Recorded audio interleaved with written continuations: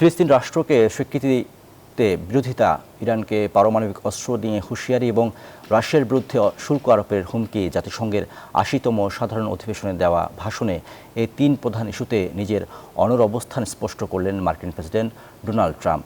বিশ্বমঞ্চে দাঁড়িয়ে তিনি মিত্র ও প্রতিপক্ষ কাউকেই কড়া বার্তা দিতে ছাড়েননি।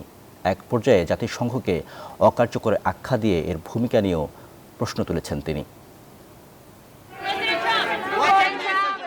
জাতিসংঘের বিশ্বমঞ্চে আবারও ফুটে উঠল ডোনাল্ড ট্রাম্পের সুপরিচিত আমেরিকা ফার্স্ট নীতির প্রতিফলন।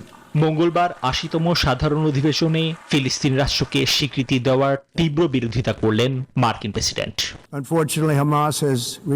এদিন গাজায় আটক জিম্মিদের দ্রুত মুক্তি দেওয়ার আহ্বান জানান ট্রাম্প। নিজ বক্তব্যে স্পষ্ট করে দেন, ফিলিস্তিনকে একতরফা স্বীকৃতি দেওয়া হলে তা হবে সন্ত্রাসবাদের প্রতি নমনীয়তা প্রদর্শন।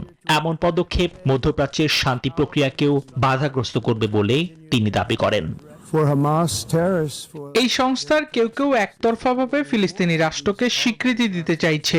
হামাস সন্ত্রাসীদের নৃশংসতার জন্য এটি অনেক বড় পুরস্কার হবে। ট্রাম্পের কঠোর বার্তার লক্ষ্যবস্তু ছিল ইরানও।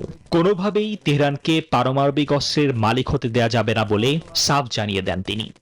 বান্ডেল থাকলে প্রতি সেনমানিতে টাকা বাঁচবে। বিকাশ সেনমানি বান্ডেল কিনে জিতুন প্রতি লেনদেনে।